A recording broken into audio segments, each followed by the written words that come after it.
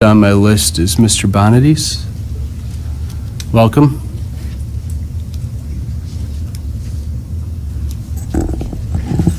Greetings. After a great presentation on a possible $300+ million bond issue late last year, crickets. After spending over $130,000 on a special election for the millage renewal, no visible plans forward. But you'll probably spend another $130,000 of taxpayer money on another special election in 2025 for the new bond issue instead of piggybacking on another election for free. And you will again fail to have the required vote at an open meeting for that level of expenditure.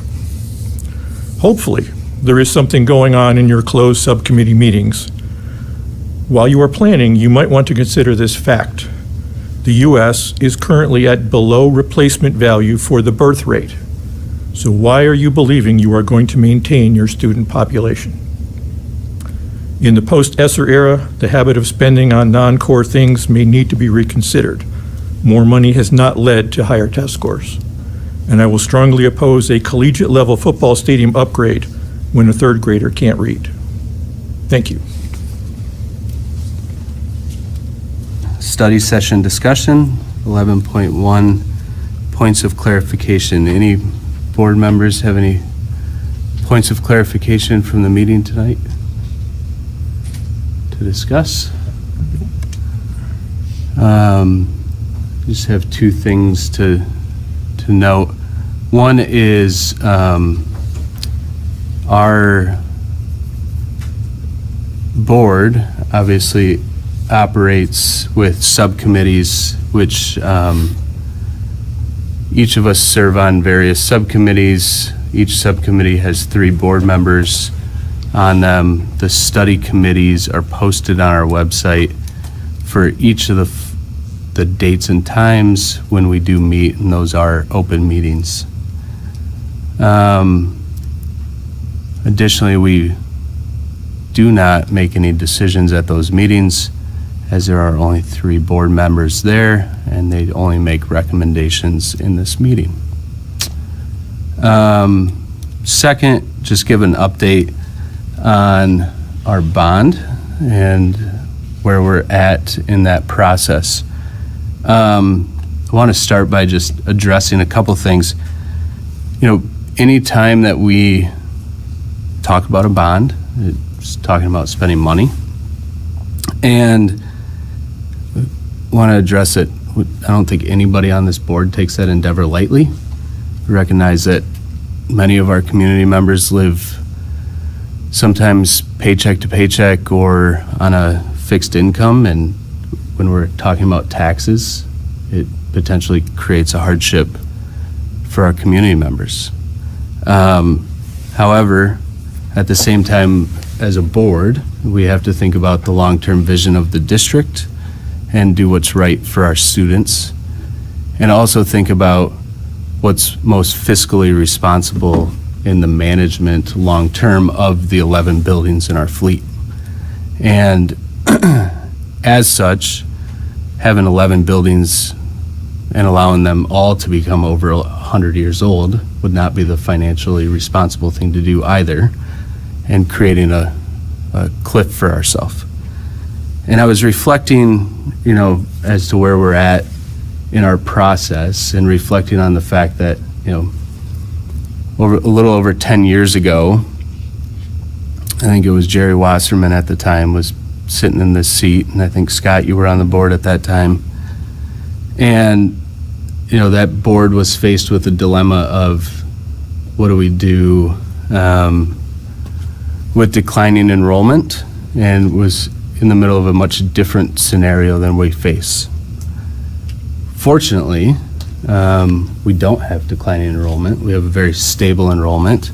And I think, you know, we've seen that we've been able to be extremely successful in stemming the tide and actually creating opportunities for growth and capturing more and more growth, especially through the development of pre-primary center and additional programming. So we've not only stemmed the tide, but created the opportunity for success in which we can grow.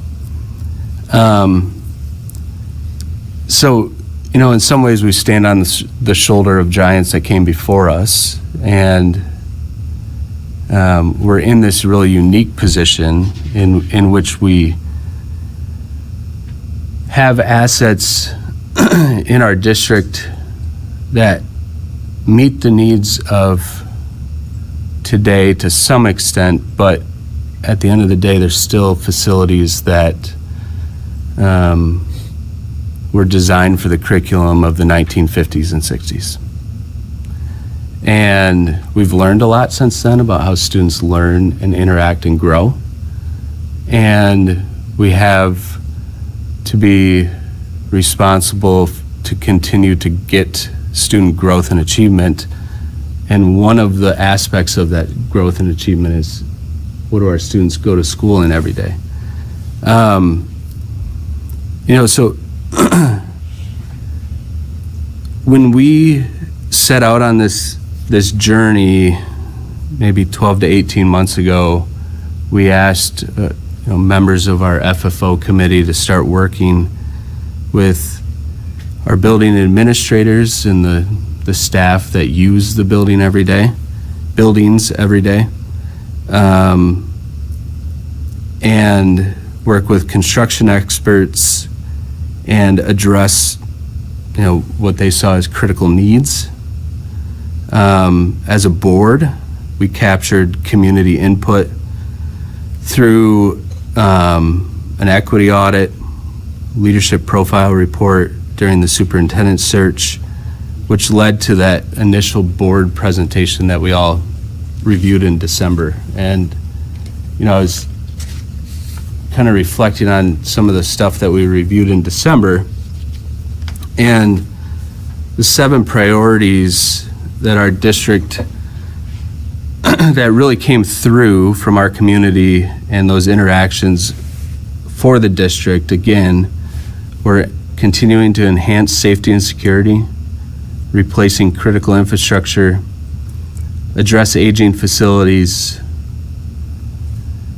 really addressing facility utilization, and maybe said differently, how do we meet the students where they are and make sure that learning environment works for them, expand pre-K offerings and continuing to grow that part of our educational system, improve educational program spaces, and then finally, the 7th priority was upgrade arts, athletics, and play. And when we looked at those 7 priorities, our FFO committee came back to the board in December and presented, I think it was almost 80 slides, a really comprehensive report on that. Throughout the spring, we said, let's pause and really make sure that we've got our operating millage in place and focus on that to make sure that the community did not get the two confused, because they are 2 completely different budgets. And now that we've had overwhelming support by our community in that operating millage, now is the time to come back with the start of school year and really get our community engaged in what they want to see in a potential bond. So as we move forward, you'll start to see a lot of communication on how that process will play out, and Penny can help me with this part. She and I and some of the other members of our administration team met with one of the firms that will help us put on these community listening sessions and community input sessions, but be hosting various parent focus groups, community focus groups, and really try to get real feedback from our community on if, what, and how big a bond could be, and what we want to see out of that potential future bond. When the FFO committee came and presented to the board in December, we saw some of the potential outcomes of what that bond could be. They're really exciting. This gives us a chance to dream about how do we not only address the needs of our district, but really springboard us or catapult us into growing our students from an achievement and growth standpoint. So it's a really exciting time for our district to engage in what we want to be. So really excited to capture the input of our community. Really, when we all contribute to an idea, it's going to be a better idea and outcome altogether. So, if any of the members of the FFO committee have more input that they want to share, or Penny, maybe add a little bit more on kind of those engagement sessions, appreciate any additional Yeah, I'd input. love to hear from board members, but I will add, just for clarity, in September, we'll have those focus groups, and those will be by invitation with real intention of gathering people who are not necessarily all like-minded. We want to hear from a representative group, and some of those will be actual random selection, not handpicked groups. And then surveys that will be very broadly cast across our community, and we'll make sure that everyone has an opportunity and has access to those surveys. And we need people to respond to that survey.